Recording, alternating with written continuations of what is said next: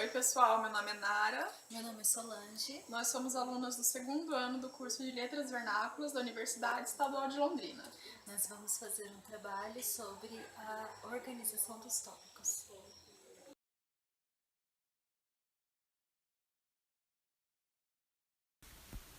Bom, para Pinheiro, há duas propriedades que particularizam o tópico.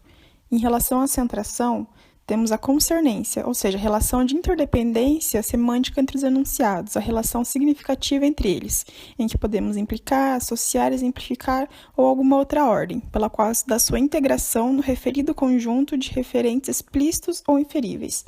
Também pela relevância, ou seja, a proeminência desse conjunto, decorrente da posição focal assumida pelos seus elementos, bem como a pontualização, ou seja, a localização desse conjunto, tido como focal em determinado momento da mensagem. Quanto à organicidade, podemos ter graus hierárquicos, ou seja, supertópicos, subtópicos e ainda subsubtópicos, quando o assunto vai se ramificando e os tópicos vão se dividindo. E sequencial, a relação de continuidade e descontinuidade. O plano hierárquico particulariza os tópicos e dá origem a quadrotópicos, e o plano sequencial distribui os tópicos na linha discursiva de forma contínua ou descontínua. Ainda para Pinheiro, o único evento de fala, os interlocutores podem desenvolver vários tópicos, ou seja, é possível abstrair-se desse evento numa dada organicidade, expressa na distribuição dos assuntos em quadrotópicos.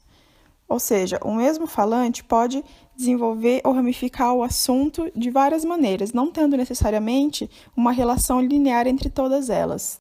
Levando em consideração dois níveis para a organização tópica, há o plano hierárquico e o plano sequencial. No plano hierárquico, as sequências textuais se desdobram em supertópicos e subtópicos, como já mencionado, dando origem a quadros tópicos, caracterizados obrigatoriamente pela centração num tópico mais abrangente, que é o que comanda o que irá ser dividido, e pela divisão interna em tópicos constituintes, ou seja, os tópicos que irão se ramificar. Possivelmente por subdivisões sucessivas no interior de cada tópico co-constituinte, de forma que um tópico pode vir a ser ao mesmo tempo supertópico ou subtópico, se mediar uma relação de dependência entre dois níveis não imediatos.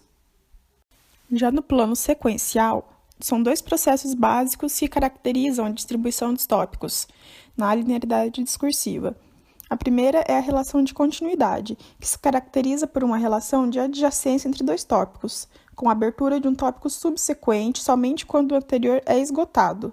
E a descontinuidade, que se caracteriza por uma perturbação da sequência linear causada ou por uma suspensão definitiva do tópico ou pela cisão do tópico, que passa a se apresentar em partes descontínuas. Quando podemos identificar claramente o processo de organização hierárquica das sequências discursivas, temos um pleno entendimento da estrutura do texto e a forma como as informações estão interrelacionadas, o que no final nos possibilita a construção do sentido global do texto.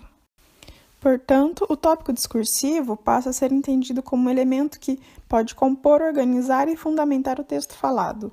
Sua categoria analítica de tópico discursivo surge para operar recortes de segmentos textuais, ou seja, a segmentação do texto, de forma que o analista seja capaz de identificar o que se fala e como isso é organizado no texto.